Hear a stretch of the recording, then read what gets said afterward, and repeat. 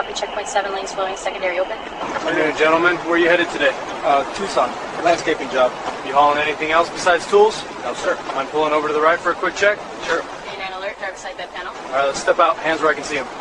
Doors are clear. Sarah, agents here at the Lukeville Crossing started this operation before sunrise yesterday. It capped a 3-month investigation into a sophisticated smuggling network. Over the last 48 hours, 14 vehicles, many of them ordinary-looking work trucks and family SUVs, were pulled off this highway. Inside, agents found professional... The desert wind swept across the Sonoran landscape at 3:47 a.m., carrying with it the fine dust that coated everything along the Arizona-Mexico border, from the scrub brush that dotted the terrain to the sophisticated sensor arrays hidden beneath the sand.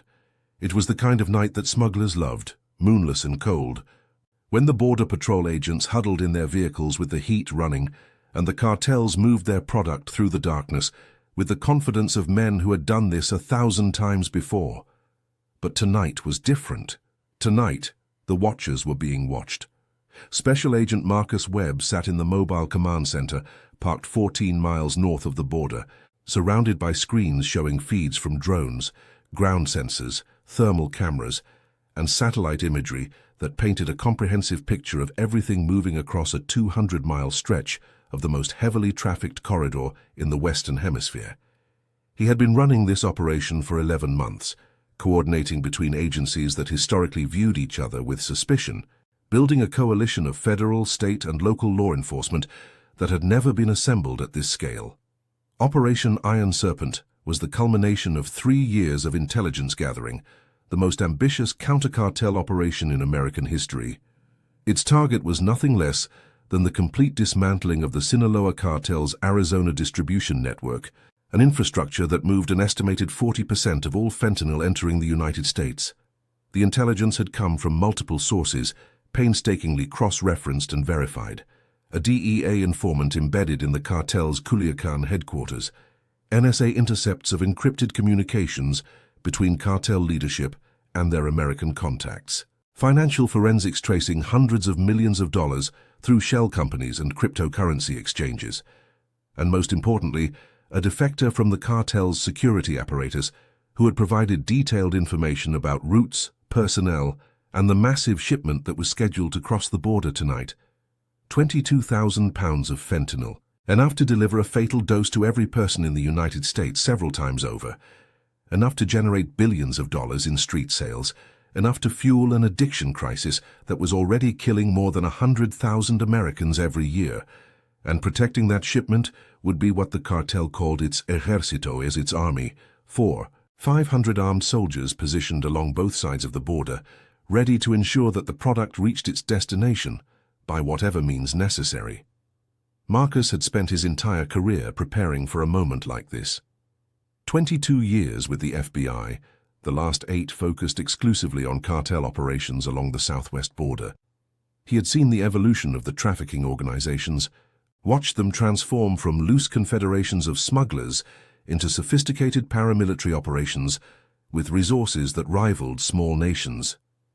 He had lost colleagues to cartel violence, had attended funerals where widows clutched folded flags and children asked questions that had no good answers. Tonight he intended to strike back. The operation involved more than 3 00 law enforcement personnel, FBI tactical teams, Border Patrol agents, DEA operators, ATF specialists, National Guard units providing logistical support, and state and local officers from Arizona, New Mexico, and California who had been read into the operation just hours before. Air support included Customs and Border Protection helicopters, Air Force surveillance drones, and a pair of AC-130 gunships that were orbiting at high altitude, invisible to anyone on the ground but capable of providing devastating firepower if the situation escalated beyond what ground forces could handle. The coordination required was staggering. Every team had to move simultaneously, hitting dozens of targets across 3 states in a synchronized strike that would prevent the cartel from warning other elements of the network. The timing had been calculated down to the second, rehearsed in tabletop exercises and field drills, refined until every participant knew exactly where they needed to be and what they needed to do. Marcus checked his watch. 3:52 a.m. 8 minutes until go time. His radio crackled with status reports from team leaders positioned across the operational area. Alpha teams at the primary border crossing points, Bravo teams at the cartel safe houses scattered throughout southern Arizona, Charlie teams at the stash locations where drugs and weapons were stockpiled, Delta teams ready to intercept the convoy of vehicles that would be carrying the main shipment. Everyone was in position. Everyone was ready. The trap was set. At precisely 4:00 a.m., Marcus keyed his radio and spoke the words that would launch the largest law enforcement operation in border history. All units, this is command. Execute, execute, execute. The night exploded into action. The first contact came at Crossing Point 7, a remote stretch of desert where the cartel had constructed a sophisticated tunnel system that ran nearly a mile beneath the border. The tunnel entrance on the Mexican side was concealed inside a warehouse that ostensibly manufactured auto parts. The exit on the American side emerged in the basement of a ranch house that had been purchased through a series of shell companies traced back to the cartel's financial network. FBI tactical teams hit both ends simultaneously. The Mexican operation was conducted in coordination with a specially vetted unit of the Mexican Marines, one of the few organizations in that country that hadn't been completely compromised by cartel infiltration.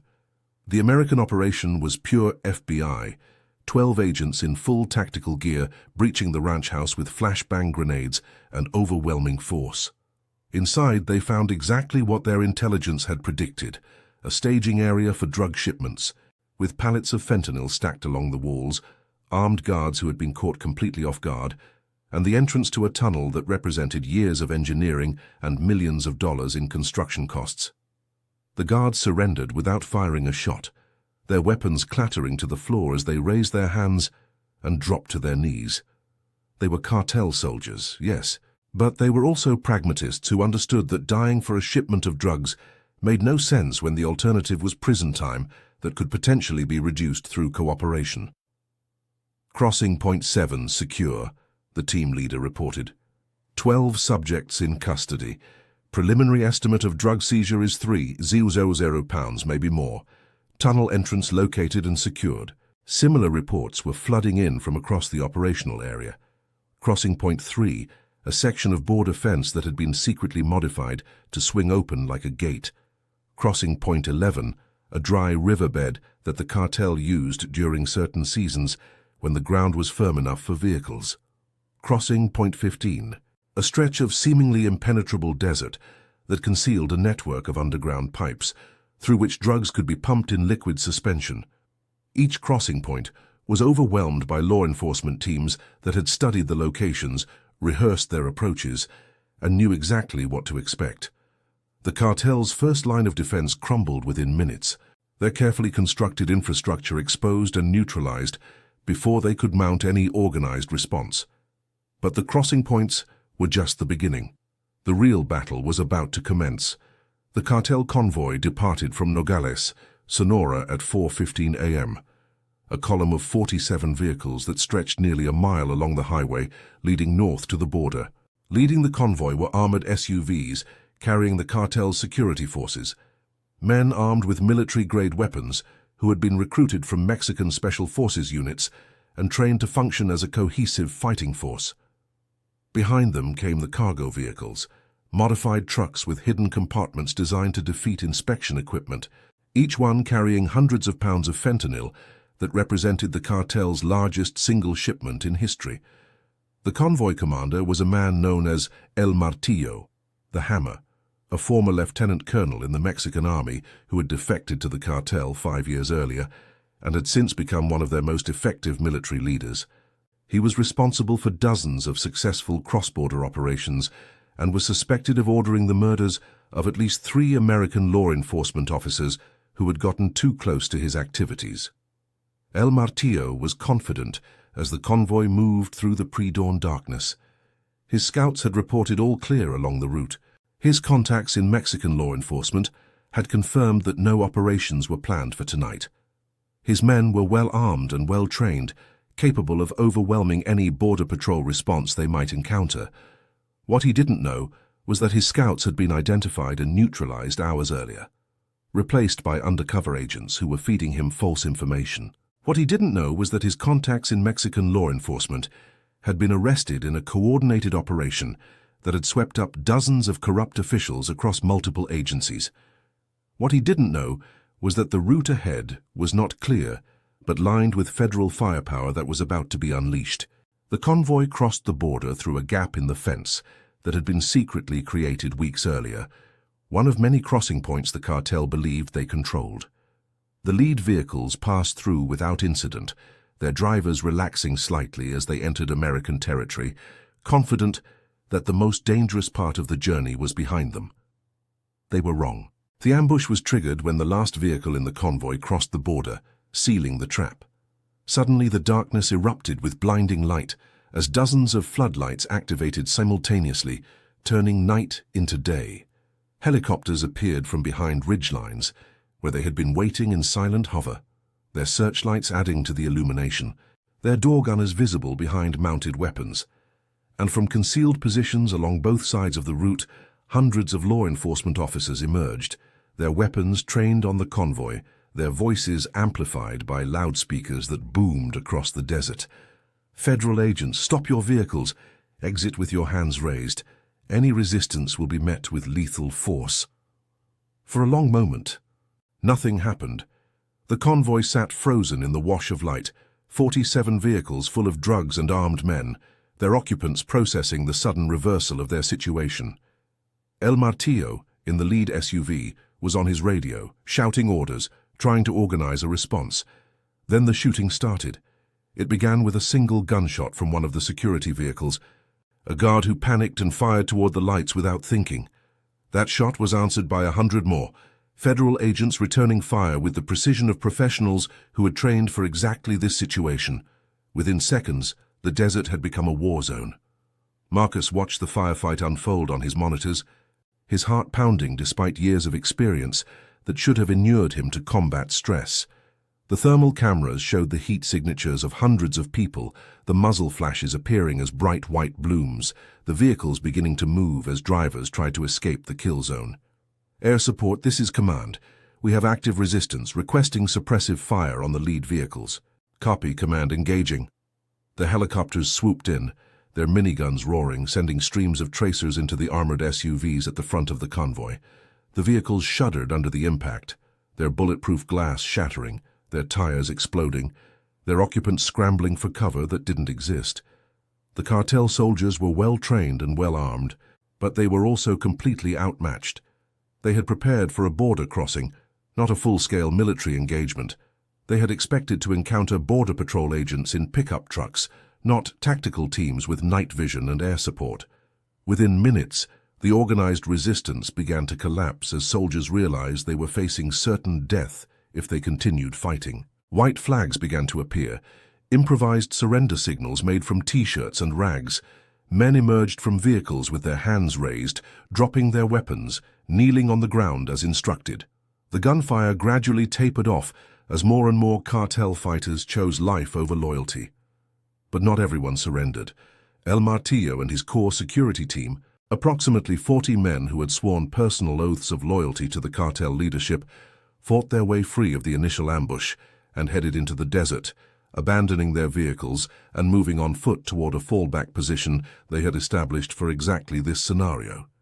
They were carrying enough weapons and ammunition to sustain a prolonged fight, and they had no intention of being taken alive. Marcus tracked their movement on thermal imaging, watching the cluster of heat signatures moving north through the scrub brush. They were heading toward a canyon system that would provide cover from aerial observation, a maze of rock formations where they could potentially hold out for days. He couldn't let that happen. Delta Team, this is command. I have approximately 40 hostile subjects moving on foot toward the canyon system at grid reference 31, 4872, 110, 9463. Intercept and contain. Rules of engagement are weapons free. Copy, command, Delta Team moving to intercept. Delta Team was composed of FBI hostage rescue team operators, some of the most highly trained tactical personnel in federal law enforcement. They had been held in reserve precisely for a situation like this, a mobile reaction force that could respond to threats as they developed. Now they loaded into helicopters and headed toward the canyon system, arriving ahead of El Martillo's group and establishing blocking positions along the routes of approach. The final battle of Operation Iron Serpent would be fought among the rocks and shadows of the Arizona desert, a small unit engagement that would determine whether the cartel's military commander escaped to fight another day or faced justice for his crimes. The canyon system was a labyrinth of sandstone formations carved by millions of years of wind and water, a landscape of towering spires and narrow passages that had sheltered outlaws and fugitives for centuries. El Martillo knew the terrain intimately, having conducted multiple reconnaissance missions to identify hiding spots and escape routes. He believed that if he could reach the deeper canyons, he could evade pursuit until the heat died down and he could make his way back to Mexico. But Delta Team had spent months studying the same terrain, using satellite imagery and drone surveillance to map every possible route. They knew where El Martillo was heading, and they were waiting for him. The first contact came just before dawn, as the eastern horizon began to lighten from black to deep blue. El Martillo's point man walked directly into an ambush, catching a burst of automatic fire that dropped him before he could raise his weapon. The rest of the group scattered, taking cover behind rocks and returning fire at muzzle flashes they could barely see. What followed was a 2-hour running battle through the canyons, a deadly game of cat and mouse between professionals on both sides. The cartel soldiers knew how to fight, how to move and communicate and support each other under fire. But Delta Team had advantages they couldn't match: night vision, thermal imaging, real-time aerial surveillance, and the discipline of operators who had been in dozens of firefights and had never lost. One by one, El Martillo's men were killed or captured. Some died fighting, choosing death over surrender. Others were wounded and taken alive, their weapons stripped away, their hands zip-tied behind their backs. A few tried to flee and were run down by agents who knew the terrain better than they did. By the time the sun had fully risen, painting the canyon walls in shades of red and gold, only El Martillo himself remained. He had retreated to a narrow cleft in the rock, a defensive position that could only be approached from one direction, where he waited with his last magazine of ammunition and the knowledge that his time was almost over. Marcus arrived at the scene by helicopter, landing on a flat rock formation overlooking El Martillo's position. He could see the cartel commander through binoculars, a middle-aged man in military-style clothing, his face streaked with dust and sweat, his eyes scanning the approaches for the final assault he knew was coming. "El Martillo," Marcus called out through a bullhorn. "This is Special Agent Marcus Webb of the Federal Bureau of Investigation. You are surrounded. There is no escape. Surrender now and you will be treated in accordance with American law. Continue to resist and you will be killed. The choice is yours." For a long moment there was no response. Then a voice echoed from the cleft, accented but clear. "You think this ends anything, gringo? You think taking me down changes anything? The cartel is bigger than any one man, bigger than any operation. You can kill me today and tomorrow there will be 10 more to take my place. Maybe. But you won't be one of them. Come out with your hands up." Another long pause. Then El Martillo's voice again, quieter now, almost philosophical. "I've killed many men in my life. Soldiers, police, rivals, traitors. I've never hesitated, never felt regret. It was business, nothing more. But I always knew this day would come. You fight long enough, eventually you lose." He emerged from the cleft with his hands raised, his weapon left behind, his face showing the weariness of a man who had reached the end of a very long road. Delta Team operators moved in immediately, forcing him to the ground, securing his hands, searching him for concealed weapons. Marcus walked down to where El Martillo lay in the dust, looking up at the sky with an expression that might have been relief. "You're under arrest for drug trafficking, murder of federal officers, and about 40 other charges I'll let the prosecutors sort out. You have the right to remain silent. Anything you say can and will be used against you in a court of law." El Martillo laughed, a dry sound without humor. "Rights. In America, everyone has rights. In Mexico, the only right is the right to die. Maybe your way is better. Maybe not. We'll see." They lifted him to his feet and led him toward the waiting helicopter, toward the federal detention facility where he would be held, toward the trial that would determine his fate. Behind them, the canyon system was already being searched by forensic teams, documenting the battlefield, recovering weapons and bodies, gathering evidence that would support prosecutions for years to come. Operation Iron Serpent had achieved its primary objectives, but the full scope of what they had accomplished wouldn't become clear until the counting was finished. The final tally was staggering. 22,467 pounds of fentanyl seized, representing the largest drug interdiction in American history. The street value was estimated at more than $2 billion, though the true cost in human lives it would have claimed was incalculable. 4,523 cartel members arrested or killed. Of those, 847 were killed during the various firefights that erupted across the operational area. The rest were in federal custody, facing charges that ranged from drug trafficking to murder to terrorism-related offenses. Many were offering to cooperate, providing information about cartel operations in exchange for reduced sentences, information that would fuel investigations for years to come. 37 tunnel systems discovered and destroyed, representing hundreds of millions of dollars in cartel infrastructure investment. Each tunnel had been carefully documented and then demolished, the entrances sealed with concrete, the underground passages collapsed to prevent future use. 15 major stash houses raided, yielding additional drugs, weapons, and cash. The weapons included military-grade firearms, rocket-propelled grenades, and even surface-to-air missiles that the cartel had apparently been stockpiling for a potential confrontation with American law enforcement.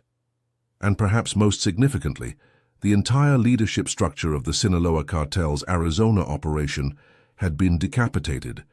El Martillo and his top lieutenants were in custody. The financial officers who managed the cartel's American investments had been arrested. The corrupt officials who had facilitated their operations had been identified and removed. The network that had taken decades to build had been destroyed in a single night. The human cost on the American side was not insignificant.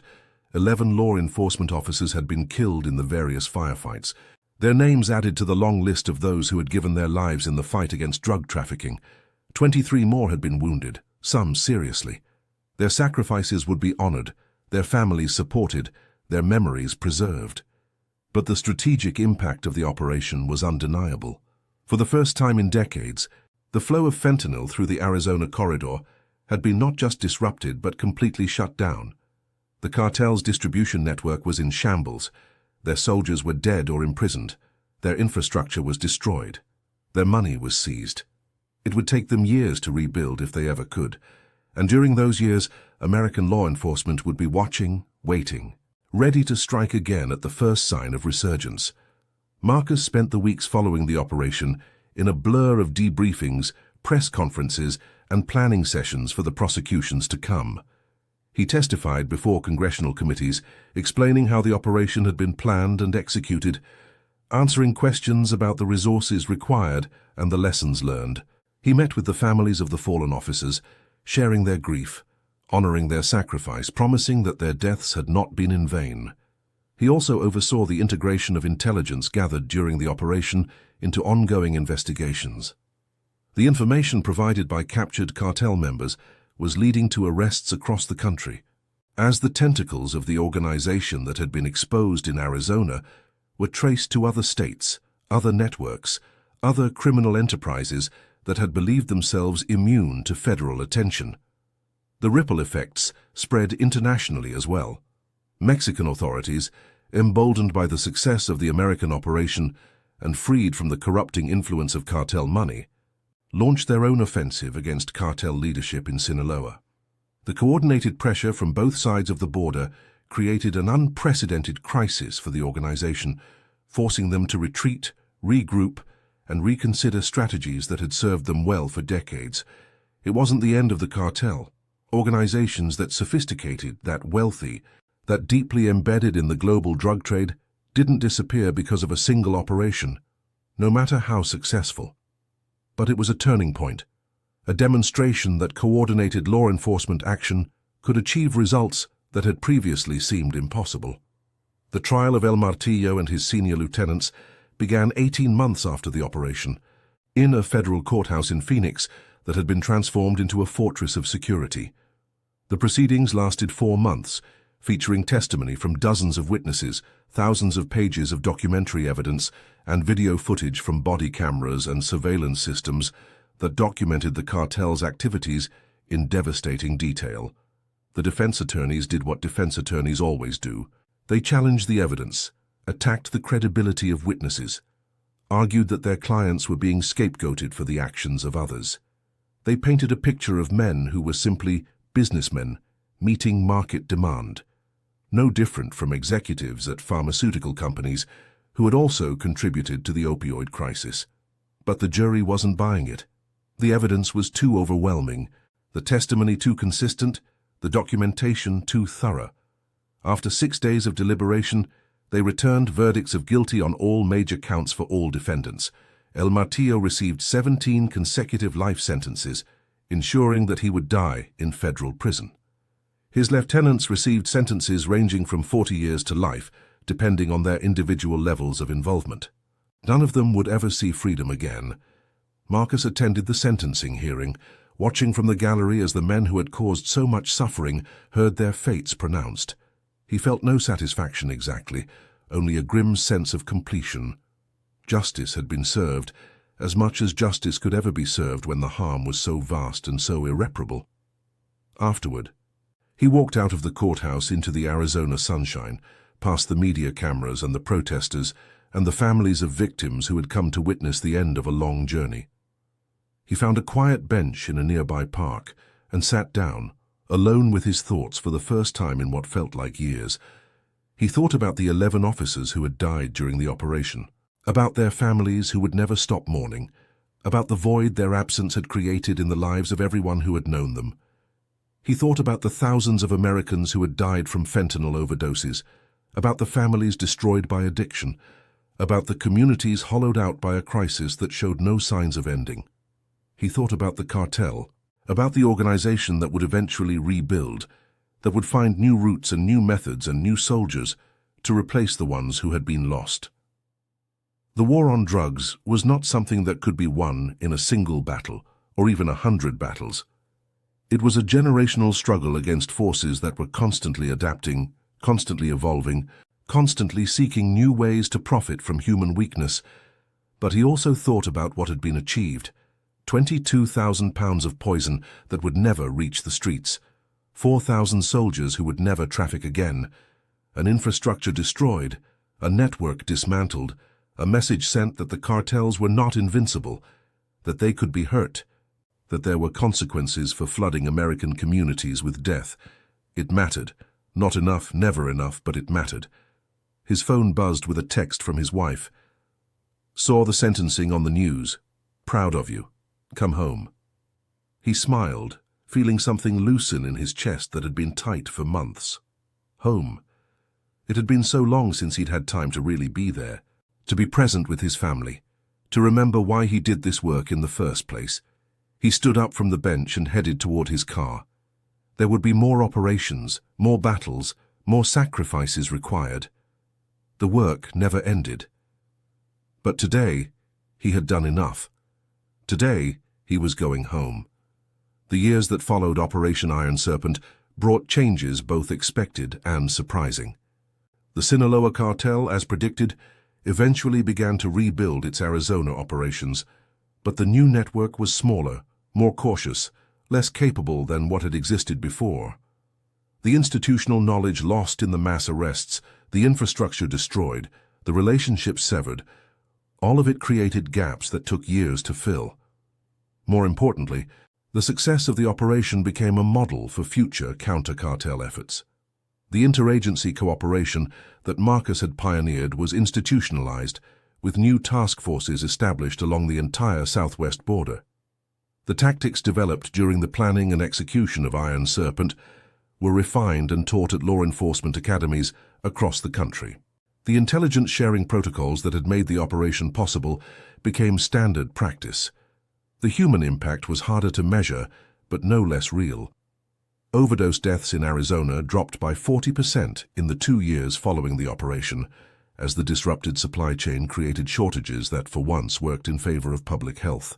Treatment programs reported that addicts who couldn't find their usual supply were more likely to seek help, that the interruption in access created a window of opportunity that some were able to use for recovery.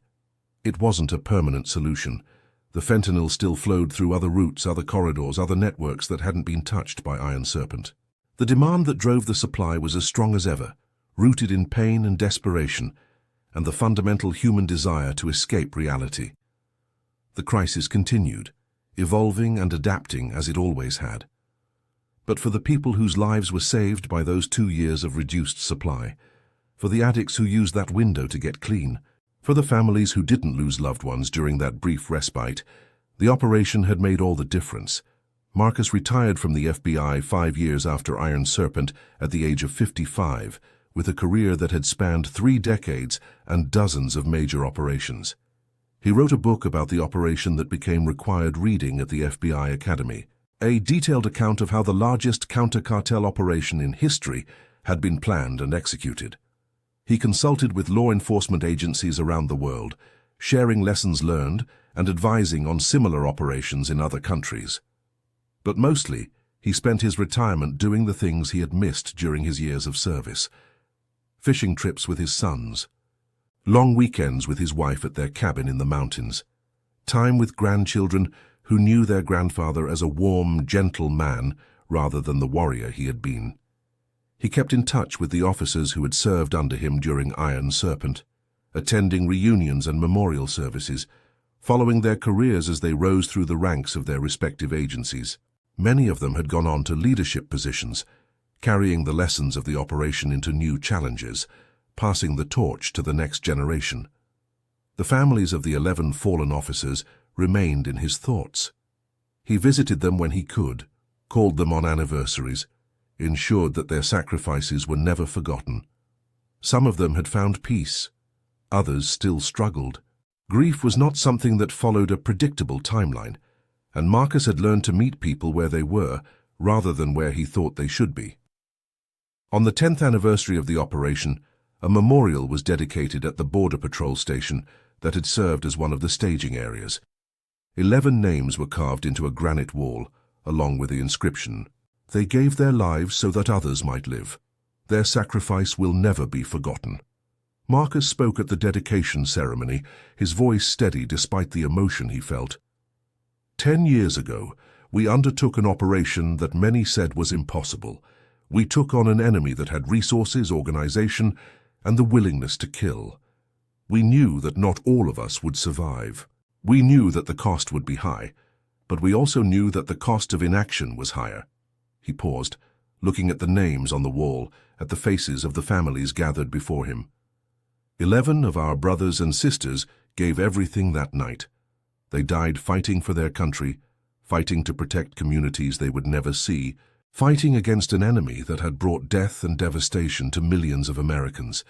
They were heroes, every one of them, and we will carry their memory with us for as long as we live. He stepped back from the podium, and a bugler played taps, the mournful notes echoing across the desert landscape. The sun was setting, painting the sky in shades of red and orange, the same colors that had illuminated the canyon where El Martillo had made his last stand. The ceremony ended, and the families dispersed, some to gather for dinner, others to return to their homes and their lives. Marcus lingered, standing alone before the memorial wall, reading the names he had memorized long ago. He thought about all the battles he had fought, all the enemies he had defeated, all the sacrifices he had witnessed. He thought about the war that continued even now, other agents in other operations facing other threats. He thought about the next generation, the young men and women who would carry on the fight after he was gone.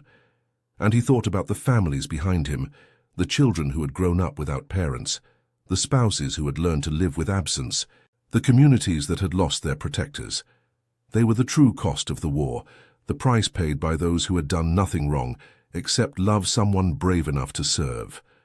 The last light faded from the sky, and the stars began to appear. The same stars that had witnessed the battle 10 years ago. Marcus touched the granite wall one final time, a silent promise to the names carved there, and turned to walk back to his car. The fight continued, It always would. But his part was done, and he could rest knowing that he had given everything he had. The desert wind swept across the memorial, carrying dust and memories, carrying the echoes of a night when everything had changed. And somewhere in the darkness, new battles were being planned, new operations being launched, new heroes preparing to make their own sacrifices. The war never ended, but neither did the courage of those who fought it,